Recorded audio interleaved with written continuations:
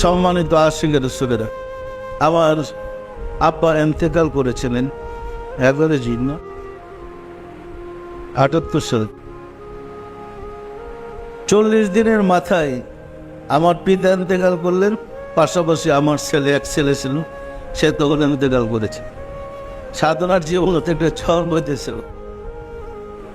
ইন্তেকালের কিছুদিন আগে, কয়েকদিন আগে মসজিদের কাছ থেকে ছুটে নিয়ে দরবার বাড়িতে গেলাম। তো আমার মনে আছে ঘটনাগুলো এরকম ছিল। সাধনার জীবনে আমি আব্বা আম্মাকে সামনাসামনি বলেছিলাম এক সময় যে আমার পক্ষে দুজনকে খুশি করা তো সম্ভব নয়। আপনারা যদি বলেন আপনাদের গোলামি করতে, আমি তো চাকরি ছেড়েই দিছি, আপনাদের কাছে থাকবো, আপনাদের খেদমত করব। আর যদি বলেন তুমি তোমার মুর্শিদের গোলামি করো, তাহলে মুর্শিদের কাছেই থাকবো, আপনাদেরকে সময় দিতে পারবো না। একসাথে আমি দুইজনের মন তো খুশি করতে পারবো। আমার আব্বা আমার খুশি মুখে বললেন, বাবা তোমাকে আমাদের পরকালের জন্যে আল্লাহ রাস্তায় দিয়ে দিলেন, তোমাকে মুর্শিদের কদমে দিয়ে দিলাম, তোমার সারা জীবন মুর্শিদের জন্য কাটিয়ে দাও, আমাদের কোনো দাবি নেই। আমার আব্বার ইন্তেকালের কয়েকদিন আগেই মুর্শিদের কাছ থেকে ছুটি নিয়ে নিজের জন্মস্থানে গেলাম। আব্বার সাথে 2-4 দিন কাটালাম। বোধহয় 11 জুন উনি ইন্তেকাল করেছেন। 10 জুন জোহরের নামাজ পড়তে যখন মসজিদে গেছি, আমাদের বাড়িতে মসজিদ, জামাতে নামাজ পড়তেছি, আমার সামনে আব্বার লাশটা বেশি আসে। পাশাপাশি দেখলাম 11 দিন এশার নামাজের পরিবারের দেবার। কি মুসিবতে পড়েছি বলেন তো। তখন আব্বা অসুস্থ ছিল না, সুস্থই।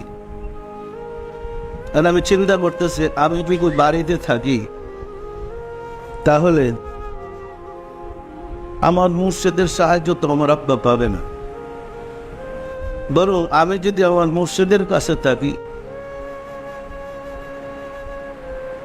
হয়তো আমার মুর্শিদের নেক দৃষ্টি আমার আব্বার উপরে থাকবে। এদিকে আমার একটা প্রোগ্রাম ছিল 11 জুন ফাতির বলে একটা ওয়াজ মাহফিল ছিল, তরিকার ওয়াজ। আমি একটা সমস্যায় পড়েছি, কি বল যে 11 জুন এশার নামাজের সময় আপনার 11 জন হাতির বলে আমার ওয়াজ মাহফিল, আমি এখানে প্রধান অতিথি।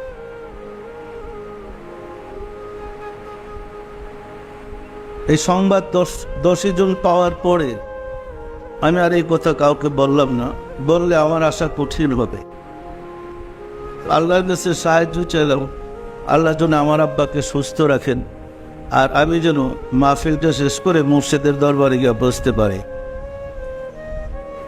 আব্বার সাথে কথা বললাম, আমাদের পুকুর থেকে মাছ উঠাইলাম, উঠাই আম্মাকে বললাম মাছ পাক করতে। এই ঘটনাগুলো শুনে বাড়ি শেষ করছি। 11 জন সকালে আব্বার সাথে বসলাম খেতে, দুইজনে একসাথে খাওয়া দাওয়া করলাম। আমি জানতেছি এই কিন্তু আবার পিতার সাথে জীবনের শেষ খাবার, কিন্তু বলার তো উপায় ছিল না। খাওয়া দাওয়া শেষ করলাম, আব্বা এবং আম্মাকে কাছে নিয়ে বসলাম, গল্প করলাম। আমি একটা টেপ নিয়ে গেছিলাম, বলতেছিলাম মুর্শিদের কাছে কিছু বলার থাকলে বলেন, আমি গিয়ে মুর্শিদের কাছে এটা পৌঁছে দেব। আব্বা আম্মা যা বললেন সব রেকর্ড করলাম, গল্প করতেছিলাম, বলতেছিলাম আব্বা হয়তো আমিও মরে যেতে পারি, আবার আপনিও মরে যেতে পারেন, বলো তো যে না কার মৃত্যু কখন হয়ে যায়। তো আমি জীবনে যত অন্যায় অপরাধ করছি তা একটু মাফ করে দেন। বাইরে থাকি তো মুর্শিদের কাছে থাকি, যদি আসার সুযোগ না পাই। আব্বা হাসি মুখে ক্ষমা করে দিলেন, দোয়া করে দিলেন তুমি মুর্শিদের কদমে থাকো। সবার সাথে কথাবার্তা বলে খাওয়া দাওয়া করে আলোচনা করে সকাল 10টার সময় বাড়ি থেকে রওনা দিলাম। আশুগঞ্জে আমার এক ভাই ব্যবসা করতেন, তার গদিতে এসে বসলাম, বৈশা পড়লাম, আব্বাকে যদি দেখতে হয় তাড়াতাড়ি বাড়ি গেল, আব্বার খুব সময় নেই। ওইখান থেকে ঢাকা চলে আসলাম। এসে ঢাকাতে আমার বড় ভাইকে বললাম, আমার আরেক ভাই ঢাকা থাকতেন, ওনাকে বললাম আব্বাকে দেখতে হইলে তাড়াতাড়ি বাড়ি যান, সময় নেই। আশ্চর্য, আমার পুরো ভাই আমাকে বলে না তুমি যে বাড়ি থেকে চলে আসলো আর আমাদেরকে বাড়ি যেতে বলতেছ। সন্ধ্যার পরে দিনের বেলা সব কাজ সেরে আমি মাহফিলের প্রস্তুতি নিলাম, হাতির বল খানগাত ছিলাম। তখন উপস্থিত জাকের ভাই যারা ছিল সবার কাছে ঘটনা বলতেছিলাম যে আমার আব্বার সাথে আমার কী কথাবার্তা রয়েছে। এক পর্যায়ে বলেই ফেললাম হয়তো আজকে আমার আব্বা জগৎ থেকে চলে যেতে পারে।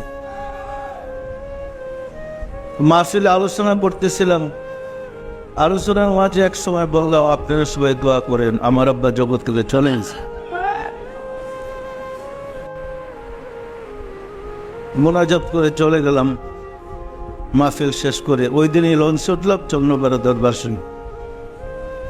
আমার ইচ্ছা ছিল আমি তো ধর্ম প্রচারের কাজে আত্মনিয়োগ করে থাকি, হেদায়েতের কাজে যে ধর্মের কাজে থাকি, আমার মুর্শিদ এবং রাব্বুল আলামিন রাহমাতুল্লাহ আলাইহি আমার আব্বাকে সাহায্য করবে। মাহফিল শেষে মুর্শিদের কাছে গেলাম। তো সকালেই মুর্শিদ আমাকে বারবার বলতেছিলেন আর 2 দিন থেকে বাড়িতে আসলে কী হইতো, তো তাড়াতাড়ি এসে পড়লেন। তখনও কিন্তু ওনারাও জানে না, আমিও জানি না আমার আব্বা জগতে নেই। যা জানিয়েছিলেন সেটা তো রোহানি জগতের। পরের দিন সংবাদ গেল আব্বা জগৎ থেকে চলে গেছে।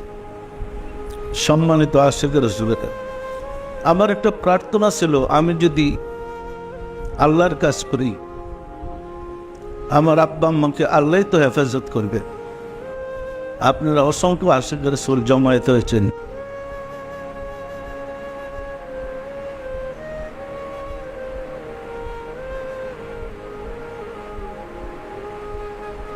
তো আপনাদের কাছে আমার বলার আপনার আমার আব্বা আমার জন্য দোয়া করবেন,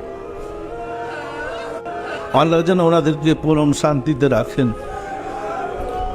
জাহেরি জগতে আমি মা বাবার ছোট সন্তান ছিলাম, সবচেয়ে আদরের ছিলাম, কিন্তু শুধু কেবল আল্লাহ রাসূলের সন্তুষ্টির জন্য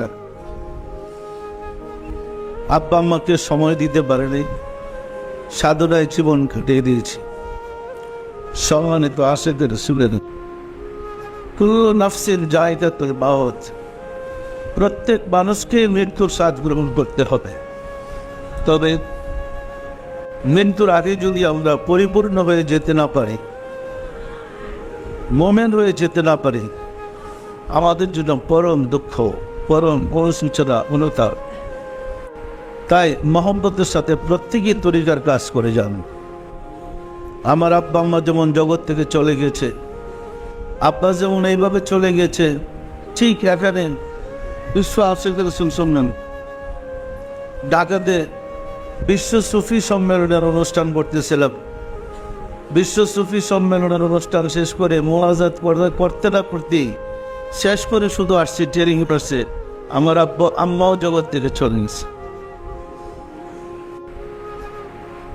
তো আপনারা আমার আব্বা আমার জন্য দোয়া করেন এবং নিজেরও তরিকতের আমল করেন, আমাদের জন্য প্রত্যেকে আশিকের রাসূল হইতে পারে। মনে রাখবেন আমরা এই দুনিয়াতে আসছি চিরদিন থাকতে পারবো না, দুনিয়া ছেড়ে চলে যেতেই হবে। যদি আমরা ভালো কাজ করে যেতে পারি তার বিনিময়ে ভালো পাব, আর মন্দ কাজ করি তার বিনিময়ে মন্দই হবে। সুযোগ আছে আপনাদেরকে আশিকের রাসূল হওয়ার, আমাদের এখানে সুযোগ আছে আপনাদের ওলি আল্লাহ হওয়ার।